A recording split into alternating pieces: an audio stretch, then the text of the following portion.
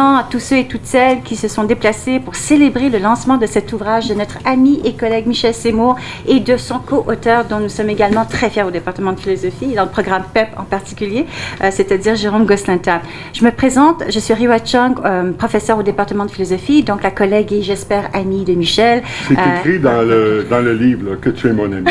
Dans la dédicace, que je viens d'écrire. Je vais le laminer, merci. Et donc, ça me fait, c'est un grand plaisir pour moi de pouvoir animer en fait la conversation que nous allons donc avoir avec les deux co-auteurs et on va peut-être consacrer à peu près une quarantaine de minutes à leur poser, si vous me permettez, je vais poser des questions aux deux co-auteurs et au gré de cette conversation, je crois qu'on aura une meilleure idée donc des objectifs de cet ouvrage qui sera bientôt donc à lire chacun chez soi dans son intimité et vous allez constater très rapidement que la sortie de ce livre coïncide, d'une telle pertinence actuelle que je suis convaincue que donc cette conversation va susciter encore plus l'intérêt que nous aurons à lire cet ouvrage. Et ensuite, on réservera quand même à peu près une vingtaine de minutes pour pouvoir faciliter une conversation avec le public, car je vois et je reconnais des visages de sommité, d'intellectuels et de concitoyens remarquables, etc., dans le public qui auront donc le loisir aussi de pouvoir poser des questions à nos deux co-auteurs. Alors, sur ce, je vais donc commencer par vous présenter les deux co-auteurs et je commence par le plus jeune.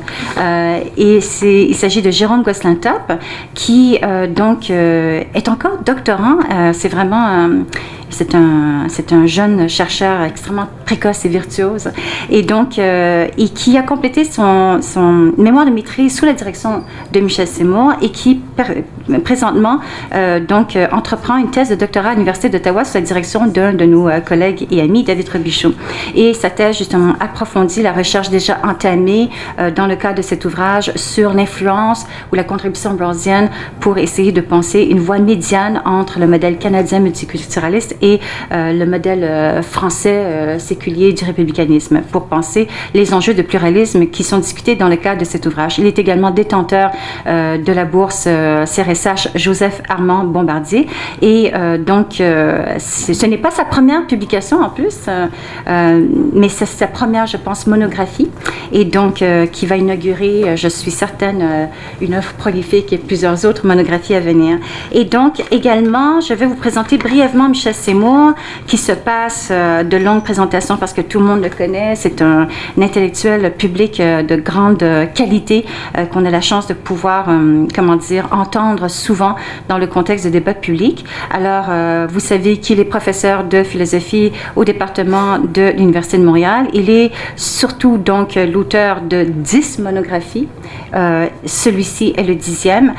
Il en a écrit plusieurs depuis 92 jusqu'à aujourd'hui. Je vais simplement citer l'ouvrage publié en 2008 de la tolérance à la reconnaissance qui s'était mérité au passage le prix du livre de l'Association canadienne de philosophie.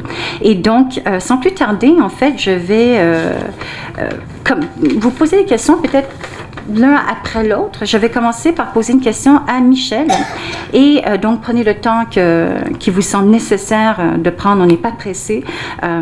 Et la première question s'adresse à Michel pour qu'il puisse justement nous expliquer comment ce projet de collaboration est advenu et quels sont en fait les objectifs ou les grands enjeux et les défis que vous aviez poursuivi dans la rédaction de cet ouvrage, dans la confection de ce projet. Oui, alors je voudrais effectivement répondre à cette question, mais avant, j'aimerais aussi faire quelques remerciements. Tout d'abord, les gens des PUM, cette équipe dynamique sous la guidance, le guide suprême que je vois devant moi, Patrick Poirier, qui est vraiment extraordinaire et que je salue. Sylvie Brousseau, qui a conçu la maquette, et toute l'équipe des PUM, tout d'abord. Donc, je dois remercier aussi le programme d'aide à l'édition savante, qui a aidé au financement du projet, ainsi que le groupe le Centre de recherche sur la diversité et la démocratie, le CRIDAC, autant le groupe de l'UDM, dirigé par Martin Papillon, que le groupe logé à la maison mère du CRIDAC, à l'UQAM, dirigé à l'époque par Alain Gagnon, qui est ici, et maintenant par Dominique Lédet. Alors, je veux les saluer. Je veux aussi saluer la librairie Olivieri pour l'accueil qu'ils nous font ici même. Alors, donc, de nombreux merci à tous ces gens. Oui, Jérôme m'approche, il fait un mémoire, il va faire un mémoire sur la liberté rationnelle et le consentement. Il a plusieurs thèmes qu'il veut envisager, dont le fameux thème du foulard.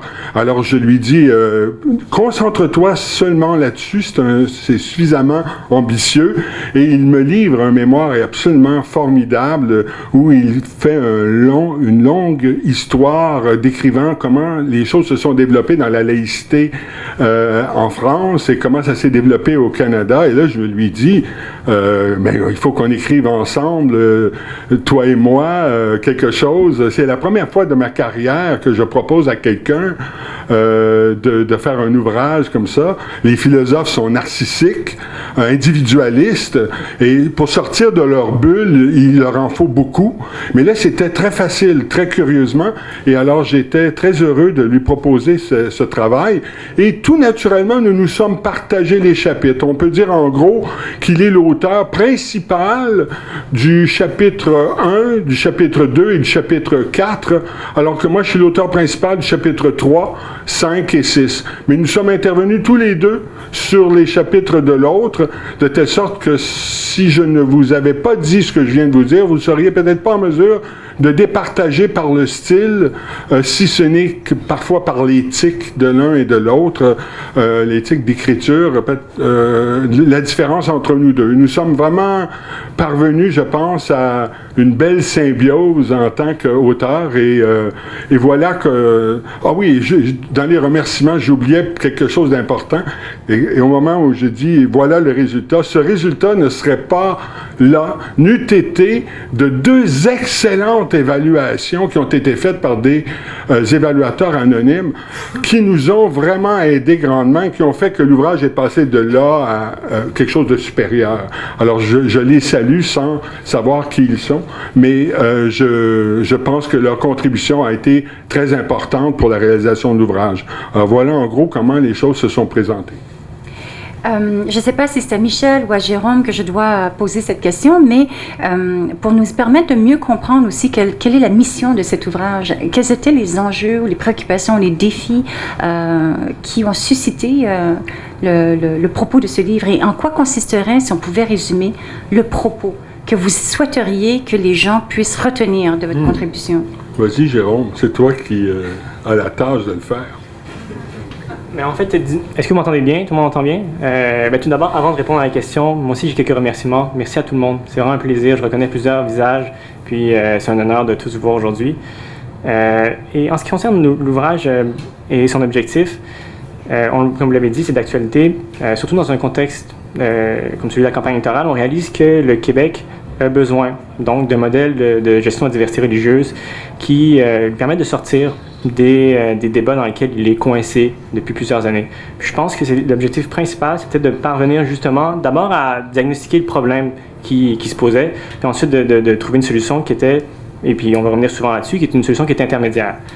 Et je rentrerai peut-être dans le détail un peu plus tard, mais c'est vraiment l'objectif principal. Donc de trouver à la fois, de bien cibler le problème, qu'est-ce qui fait que la gestion de la diversité religieuse posait problème depuis les dernières années, et comment est-ce qu'on peut se servir de RAS pour parvenir à une solution. Eh bien, justement, à cet égard-là, puisque la prochaine question, en fait, s'adressait à vous, en fait, quelle lecture faites-vous de la conjoncture actuelle et aussi, donc, peut-être de ce contexte, j'ose pas dire historique parce que c'est quand même si proche de nous, mais je veux dire de la commission Bouchard-Taylor, en passant par le débat qui a eu lieu autour de la Charte des valeurs, etc. comment définir cette voie médiane entre quelles alternatives? Donc, on a décrit très brièvement, puis bon, j'imagine qu'en gros, les lecteurs informés, éclairés qui sont présents lors de son lancement savent en gros de quoi il s'agit, mais comment vous définiriez de façon plus précise votre approche médiane, intermédiaire entre ces deux alternatives, si on pouvait les nommer? Oui, en fait, comme je disais, on part du constat que donc, le Québec n'a pas été en mesure de satisfaire ni de l'une ni de l'autre. Et lorsque je parle des deux approches, je parle du modèle qui est celui de la laïcité à la française. Et nous, on le désigne dans le livre par l'expression républicanisme jacobin. Et donc, une grande partie de l'ouvrage consiste à décrire donc les origines socio-historiques de ce modèle ou cette alternative de la laïcité en France. Et puis, donc, de l'autre côté, il y a l'autre possibilité, l'autre alternative, qui est celle du multiculturalisme, qu'on désigne comme étant l'approche libérale individualiste. Et donc, encore une fois, on travaille pour à la fois expliquer l'origine au Canada donc, de cette position-là, et d'un côté comme de l'autre, on prend vraiment le temps de nuancer, d'expliquer les différences, ce qui fait que c'est pas une description caricaturale qu'on propose, mais néanmoins, on peut dire, puis du côté de la France, on remonte jusqu'à la Révolution française, on passe par la loi de 1905, on explique aussi les conséquences de la commission Stasi. On montre finalement en gros qu'il y a un modèle en France qui s'est développé, qui est une laïcité stricte, qui cherche justement à effacer les différences au nom de la cohésion sociale. Et notamment, une des lois emblématiques, c'est la loi de 2004, qui interdit donc le port des signes religieux dans les écoles publiques. Et c'est un élément donc, qui a frappé l'imaginaire, mais il y en a d'autres. Puis, même si, comme je dis, il y a des nuances à faire, puis on les fait, ce qui arrive, c'est qu'on réalise qu'il y a un modèle, il y a une manière de penser le vivre ensemble qui est celle de la France, puis qui a été aussi reconnue et, disons, médiatisée par des cours de justice internationales en Europe. Je pourrais donner un exemple. D'abord, la Cour européenne des droits de l'homme, dans un cas qui concernait une employée de la fonction publique hospitalière française, donc quelqu'un qui travaillait dans le milieu de la santé, et qui avait été licenciée pour une question de signes religieux. Donc, la Cour européenne des droits de l'homme avait reconnu le droit à un État donc d'imposer certaines restrictions au port des signes religieux. Et donc là, pour une première fois, on voit qu'à l'international, donc le modèle à la française devient quelque chose qui est reconnu comme tel. Il y a un autre exemple qui est encore peut-être un peu plus évident, c'est la Cour de justice de l'Union européenne qui, dans un litige qu'opposait un employé, encore une fois, qui, pour des raisons religieuses, voulait porter un signe, et une entreprise qui était G4S. Dans ce cas-là, donc, on voit que en fait, encore une fois, le jugement tranchant en faveur de l'entreprise qui pouvait imposer des restrictions. Ce que j'essaie de montrer en vous présentant ces deux cas-là, c'est qu'il y a vraiment donc, un modèle français. Et ce modèle était importé donc, dans le débat public au Québec et finalement, il s'oppose avec le modèle du multiculturalisme qui est celui qui... En fait, c'est le statu quo au Québec en ce moment. Et donc, le modèle multiculturaliste ou le libéralisme individualiste, c'est l'autre possibilité. Et ce qu'on remarque, on remarque avec la commission Bouchard-Taylor, on le remarque dans les dernières années avec les débats qui reviennent continuellement, on remarque que ni un ni l'autre ne convient. Et il semble que le Québec ait besoin justement de quelque chose qui soit en mesure de régler en fait les incomplétudes d'un côté et de l'autre en même temps. Et c'est ce qu'on essaie de faire donc en partant de Rawls, grosso modo. Ouais. Michel, en quoi consisteraient les insatisfactions que l'on devrait ressentir ou que vous avez identifiées face au modèle libéral du multiculturalisme qui vous a poussé donc à développer cette approche médiane que je t'inviterais aussi peut-être à caractériser? Oui. Le libéralisme individualiste tel que nous le caractérisons fonctionne avec deux idées maîtresses. Le multiculturalisme qui est parfaitement adapté au Canada.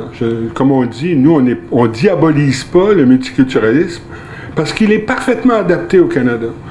Ça crée des forces centrifuges de reconnaissance de la diversité, Mais ces forces centrifuges au Canada sont largement compensées par une constitution qui existe, par une loi de la citoyenneté, par un pays et par des forces socio-économiques de langue anglaise, de telle sorte que ça ne crée aucun déséquilibre.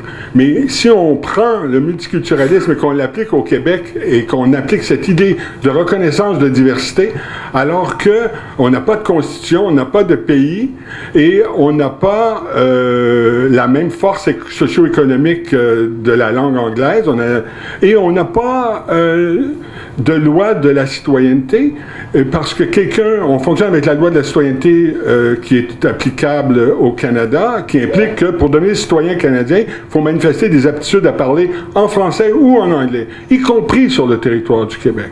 Alors donc, on n'a pas les forces, je dirais, centripètes qui compensent une politique de multiculturalisme. Si on la prend et qu'on l'applique au Québec, ça crée juste une crise identitaire accentuée. Alors, en lieu et place, ce qu'on propose comme principe interprétatif général, qui aurait une dimension collective et pas simplement individuelle, hein, l'article 27 du multiculturalisme est enchâssé dans la Charte des droits et libertés canadiennes, qui est une charte de droits individuels. Donc, le multiculturalisme s'interprète en termes individuels. L'interculturalisme, qui a plusieurs définitions, hein, on est en train d'en construire, mais si on se rapporte plus à des définitions du genre de celles qui sont proposées par Gérard Bouchard, Alain Gagnon et Raphaël Iacovino, on a l'idée ici d'une politique de la reconnaissance qui va dans les deux sens, de la reconnaissance réciproque, et aussi avec l'obligation d'intégration qui est prise en charge par les personnes, les groupes, et aussi par l'État. C'est pas simplement la responsabilité des individus que de s'intégrer, et de s'intégrer notamment à la langue française. Et aussi une obligation de se rapporter aux règles du vivre ensemble au Québec, hein, qui seraient quelque chose comme les diverses chartes que nous avons, notamment la Charte des droits et libertés, notamment l'égalité des hommes et des femmes. Alors, c'est un peu plus à penser en termes verticaux plutôt qu'horizontaux. Il y a des versions de l'interculturalisme où c'est simplement favoriser les relations interculturelles horizontales. Là, ici, c'est un interculturalisme qui est plus vertical, qui impose des reconnaissances réciproques et des devoirs d'intégration. Alors ça, c'est par rapport à l'approche multiculturelle au Canada. Pour ce qui est de l'approche qualifiée d'individualiste, eh bien, nous sommes pris avec une charte des droits et libertés que nous avons adoptée à l'unanimité à l'Assemblée nationale, mais qui est strictement individualiste. Et elle est la seule charte à avoir le statut de primauté par rapport aux autres lois. Alors que la Charte de la langue française pourrait aussi avoir un tel statut, mais elle ne l'a pas, la Charte de la langue française. Alors, nous sommes pris avec une vision individualiste, alors qu'au Québec, il y a une tradition d'ouverture à l'égard des droits collectifs du peuple québécois, notamment dans la loi 99, mais aussi dans la Charte de la langue française, des droits collectifs reconnus à la minorité anglo-québécoise. Si on avait une constitution à écrire, il faudrait y indiquer les droits consacrés de la minorité anglo-québécoise et des 11 peuples autochtones. Nous pensons beaucoup plus en termes collectifs. Alors ça, c'est les deux grosses différences, reconnaître des droits collectifs et avoir une politique d'interculturalisme pour nous distancier maintenant, cette fois-ci, de l'approche libérale individualiste. Et Rawls nous a été d'une grande utilité, parce que si je suis très schématique, sommaire, et que j'y vais avec mes gros sabots, je dirais, Rawls, c'est un libéral républicain. Il est libéral, mais il n'est pas individualiste. Et ça, déjà là, ça me prendrait une demi-heure, au moins, sinon plus, pour démontrer ce point-là. Mais j'ai plein de citations de Rawls où il dit qu'il veut s'affranchir du modèle individualiste dans lequel le libéralisme, habituellement, trouve sa formulation. Alors, il est libéral, mais il n'est pas individualiste. Il est républicain, mais à plein d'endroits, il dit, il veut distinguer la laïcité institutionnelle de la sécularisation de la société. L'État n'a pas la tâche d'émanciper les citoyens et de les forcer dans la sécularisation. La tâche de l'État, c'est de réaliser les deux grands objectifs qui est la neutralité de l'État et la séparation de l'Église et l'État. Ces deux traits caractéristiques sont les traits essentiels de la laïcité. Pour le reste, il faut respecter les droits et libertés individuelles. Alors, juste cette idée-là induit une différence par rapport à la définition qui est maintenant courante, où on dit la neutralité et la séparation de l'Église de l'État, c'est des modes opératoires au service de finalités qui sont la liberté de conscience et l'égalité des individus. Cette définition classique maintenant de la laïcité, qui est partagée presque par tout le monde, est individualiste dans son esprit, parce qu'il y a les finalités qui sont le respect des individus. Alors que ce qu'on essaie de faire valoir, c'est que la laïcité, elle est institutionnelle, elle implique la neutralité de l'État et la séparation de l'Église et de l'État, et ces règles institutionnelles contraignent et sont contraintes par les libertés individuelles. Il faut trouver un équilibre entre les libertés individuelles fondamentales et la laïcité de l'État. On dit ça dans un slogan, les institutions doivent être laïques et les individus doivent être libres. Il faut trouver cet équilibre-là. Mais c'est déjà une originalité parce qu'on définit la laïcité à l'encontre de l'opinion courante qui soumet tous les principes institutionnels aux droits individuels. Nous vivons à une époque où l'individualisme en philosophie politique, c'est une loi sacrée qui est très difficile à critiquer. Et si on a utilisé Rawls, c'est justement parce qu'il nous permet de nous donner une sorte de caution. Rawls essaie de formuler un libéralisme qui n'est pas individualiste. Il est ouvert aux droits individuels. On ne voit que ça dans Théorie de la justice et dans Libéralisme politique. Mais il est l'auteur d'un ouvrage qui, en anglais, s'intitule « The Law of Peoples », où les peuples apparaissent comme des agents moraux, des sources de réclamation morale valide et des sujets de droit collectif. Et alors donc, Rawls est tellement important que Rawls y a consacré une deuxième position originelle, c'est-à-dire la méthode du voile d'ignorance qu'il appliquait au niveau des individus à l'intérieur d'une société est appliquée au peuple dans la société des peuples. Alors donc, c'est très important pour lui, les peuples, et la plupart des auteurs ignorent complètement The Law of Peoples à tort. On oublie l'ouverture de Rawls à l'égard des droits collectifs. Et en plus, la série sur le Sunday, je m'arrête là après parce que je suis en train de faire une conférence. Rawls part de son idée qu'il a fonctionné jusqu'à présent avec une conception individualiste de la personne. Mais il a été critiqué par les auteurs communautariens qui, eux, pensent que leur identité est définie non pas comme étant antérieure à leur croyance, finalité, valeur et projet. Les communautariens se définissent comme étant définis donc par les valeurs, les finalités, les projets qui les constituent dans leur identité. Il veut prendre acte de ces deux conceptions de la personne et c'est pourquoi il développe une conception politique de la personne qui commande le respect de deux manières d'être, y compris en matière de religion. La conception individualiste de la personne induit une conception où la religion c'est une affaire privée. Et la conception communautarienne de la personne induit une conception où la religion est une affaire de communauté. Dès lors que vous avez ça, il faut respecter les signes religieux qui sont l'expression d'une appartenance communautaire. Et c'est parce qu'on n'est pas habitué à reconnaître les identités communautariennes qu'on est aussi réfractaire et quand partout en France, on grimpe dans les rideaux dès lors qu'il est question de reconnaître des communautés parce que c'est, roulement de tambour, du communautarisme. Eh bien, il faut se sortir de ce préjugé anti-communautarien parce qu'on peut être membre d'une communauté et parce qu'il y a pluralisme identitaire, en même temps, membre de la République française. C'est pas parce qu'on est dans une expérience communautaire de la religion qu'on ne peut pas en même temps se sentir comme citoyen français, membre de la République. C'est une incapacité à penser le pluralisme identitaire qui amène les Français à dire, si vous êtes dans une vision communautaire de votre religion, vous êtes dans l'islam politique, vous êtes dans la violation des règles de la République. Il faut admettre le pluralisme identitaire. Et c'est notamment cela qui nous a motivés. Et on voit comment Rawls a pu nous inspirer. Je sais. Merci, Michel. J'ai le droit à une pause. Oui, tout à fait. Ma prochaine question va donc être adressée à Jérôme. Jérôme, qui développe également une expertise, en fait, au sujet du libéralisme politique et de la philosophie politique de Rawls.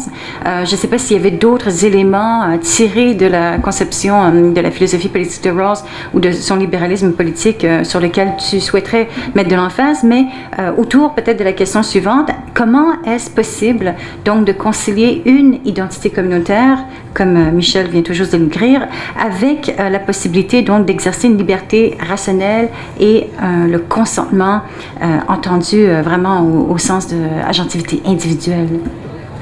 C'est vraiment une question intéressante. Ça me permet en même temps de revenir sur des éléments que M. Seymour a évoqués. L'idée, c'est que, donc, vous voyez, la perspective rawlsienne implique qu'on ait une forme de neutralité métaphysique. Donc, on reconnaisse les deux conceptions de l'individu. Une conception qui serait individualiste, une conception qui serait communautarienne. Juste pour revenir là-dessus, si on prend le modèle individualiste, on a donc une combinaison très fixe, très claire de préférences qu'on cherche à maximiser lorsqu'on se prévaut de notre liberté rationnelle, grosso modo. Tandis que dans le modèle communautarien, c'est un peu différent. Donc, on le dit, l'identité morale et, par extension, l'identité communautaire détermine notre identité personnelle. Et donc, dans cette perspective-là, les préférences, les aspirations, les buts qu'on poursuit sont en partie déterminés par notre appartenance communautaire. Et c'est là qu'il y a un problème, et c'est pour ça que vous évoquez la question, je pense, de la liberté rationnelle, c'est qu'on peut facilement, ou on pourrait se dire, OK, donc si tes aspirations, tes goûts sont fixés par ton appartenance communautaire, dans quelle mesure est-ce que tu peux exercer une forme de liberté rationnelle lorsque tu fais des choix ou que tu accordes ton consentement à quelque chose, comme par exemple le port d'un signe religieux? Et c'est en effet une question qui méritait d'être traitée en profondeur, et on le fait dans le livre. Et en fait, en gros, ce qu'il faut comprendre, c'est que cet argument-là, le problème de la liberté rationnelle, est souvent utilisé dans le débat public. Et notamment, on entend souvent des arguments qui mettent de l'avant l'idée selon laquelle on pourrait avoir un consentement illusoire ou factice lorsqu'on décide de porter un signe religieux. Et c'est problématique parce que ça justifie ensuite une conception émancipatoire de la laïcité. Et donc, c'était très important de trouver une manière de concilier la conception communautarienne de l'identité avec la liberté rationnelle. Et comment on le fait? C'est avec une forme un dispositif qui est en fait inspiré de celui que Charles Taylor a développé, qui est l'évaluation de second ordre.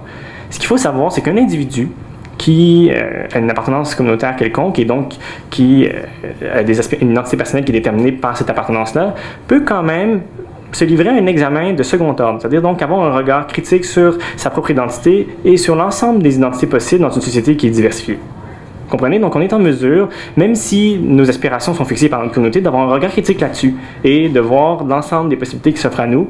Et dans cette perspective-là, à partir du moment où on souscrit à une certaine identité communautaire, on le fait après avoir fait l'exercice de la liberté rationnelle. Et dans cette optique-là, c'est absolument pas incompatible. On est en mesure, en travaillant avec Rawls, d'aménager ces deux conceptions de l'identité-là sans pour autant prêter flanc à des critiques qui voudraient mettre de l'avant plutôt une conception émancipatoire de la laïcité. Et c'est un élément qui est assez important. Donc, en ayant travaillé sur le consentement, c'est quelque chose qui apparaissait central, finalement. C'est vraiment très intéressant. Ça soulève aussi une mine de nombreuses questions philosophiques, mais étant donné que le temps s'écoule, on va se limiter à une dernière question avant de passer le micro au public. Et ma dernière question sera destinée à Michel, mais évidemment, sur laquelle Jérôme pourra rebondir. Alors, évidemment, donc, la question qui tue, ou enfin celle qui nous tient en suspens dans le contexte politique actuel ici au Québec, mais donc en quoi consisterait une charte de la laïcité, selon les propositions défendues dans votre livre? On s'est avancé là-dessus en conclusion. Pour donner des orientations générales, tout d'abord, on trouverait dans cette charte de la laïcité, il faut dire, on a besoin d'une charte de laïcité. Si on ne définit pas la laïcité comme étant deux modes opératoires soumis aux finalités de la liberté de conscience et de l'égalité, on a besoin alors d'une charte de la laïcité. d'aucuns pourraient dire on n'en a pas besoin si on conçoit la laïcité institutionnelle au service de deux finalités que sont la liberté de conscience et l'égalité, parce que c'est déjà dans notre charte des droits et libertés ces deux finalités. On n'en aurait pas vraiment besoin. Mais on en a besoin parce qu'il y a une autonomie du champ institutionnel et qui mérite d'être pensée et réfléchie. Alors donc, quelle serait cette charte? Eh bien, il y aurait tout d'abord les deux principes. Le principe que l'État doit être neutre et le principe que l'État doit être séparé de l'influence de l'Église. Il doit y avoir une séparation nette.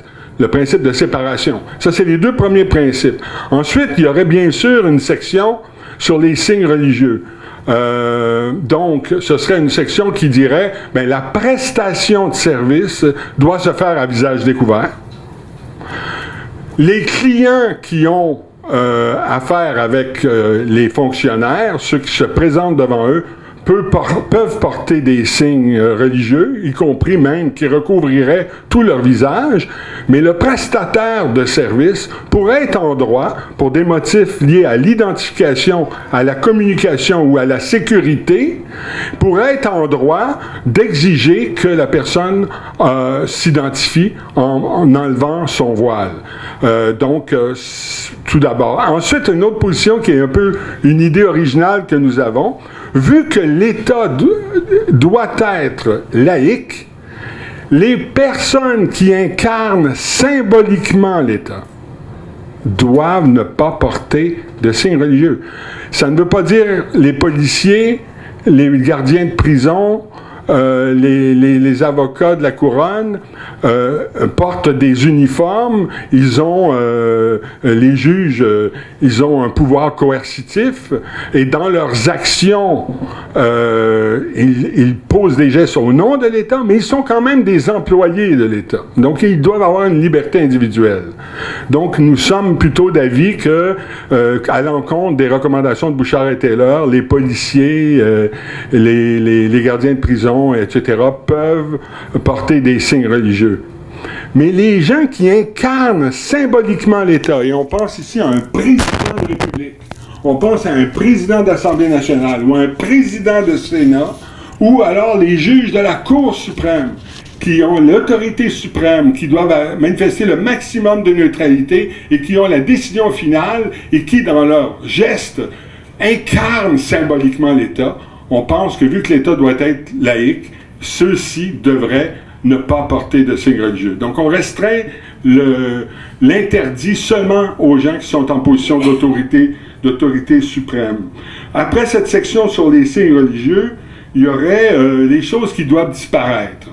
Je ne sais pas dans quelle mesure ce seraient des règlements ou des principes, probablement peut-être plus des règlements, éliminer le crucifix à l'Assemblée nationale, bien évidemment éliminer les prières avant les conseils de ville, c'est de toute façon une chose qui est réglée par la Cour suprême avec l'arrêt Saguenay, réduire progressivement les subventions aux écoles